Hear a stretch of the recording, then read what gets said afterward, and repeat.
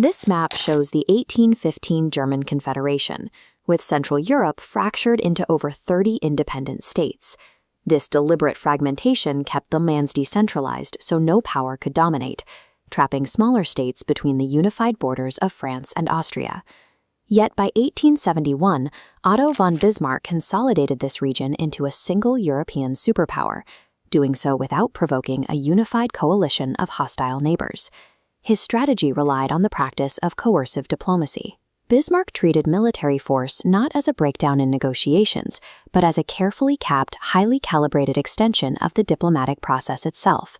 Systematically altering the regional balance of power requires a grand strategy that integrates force and diplomacy into a single, synchronized operation.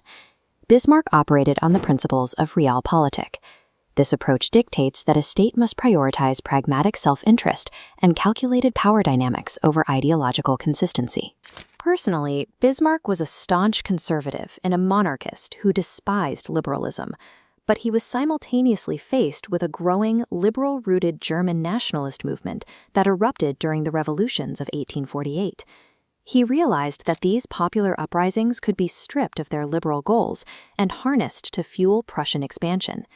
He mapped Europe as an alliance network. Prussia sat at the center, surrounded by France, Austria, Russia, and Great Britain. The objective: expand Prussian influence while preventing these nodes from linking into a hostile coalition. Before moving troops, Bismarck required diplomatic assurances of neutrality from his neighbors. Bismarck's entire operational model depended on systematically isolating a single target. Only then would he deploy limited military force. The first test of this model occurred in 1863.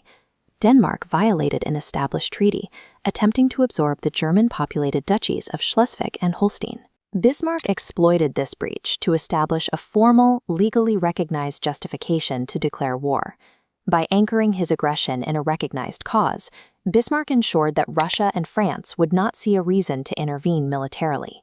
He executed a maneuver to bring his primary rival, Austria, into the campaign as a partner, tethering the two powers together. By involving the Austrian army, Bismarck structurally prevented Austria from opposing Prussia's moves or forming outside alliances. Facing the combined weight of two major powers, Denmark was swiftly defeated.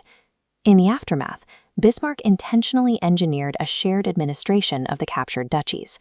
This overlapping jurisdiction served as a point of friction he could exploit against his Austrian ally later. With Denmark defeated, the strategic objective shifted. Bismarck now needed to expel Austria from the German Confederation to secure unilateral Prussian dominance over Central Europe. He began the isolation phase by negotiating a promise of French neutrality in 1865, securing his western border. He then negotiated a military alliance with Italy. If conflict broke out, Austria would be forced into a vulnerable two-front defense.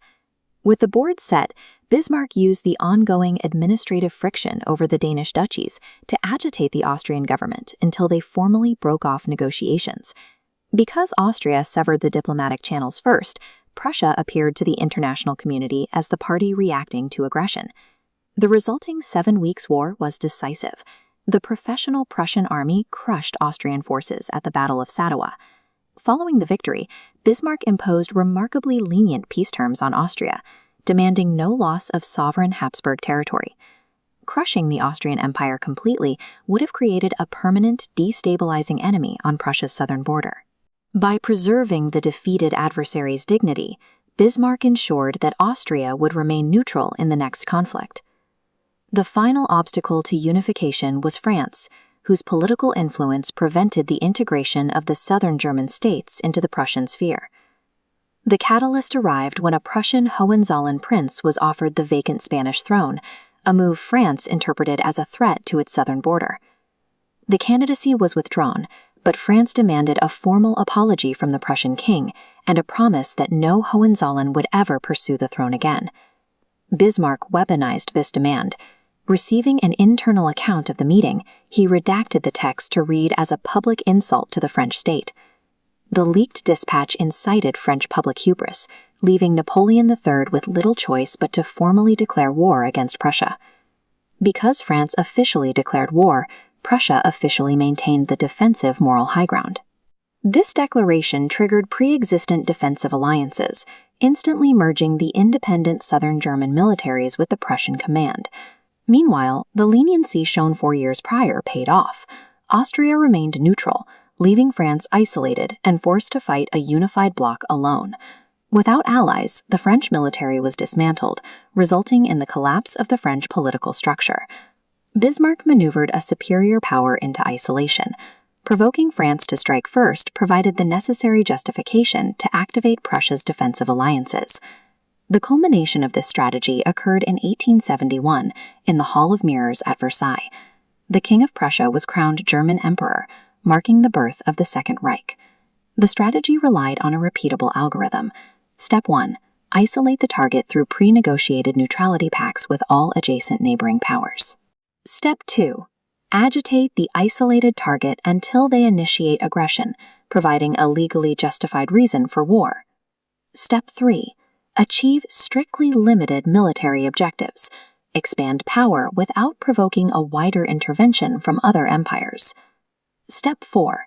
Dictate calculated peace terms that prioritize long-term stability over short-term territorial gains. Through 3 wars in 7 years, Bismarck reorganized the European state system, expanding Prussian influence while ensuring he never faced multiple enemies at once.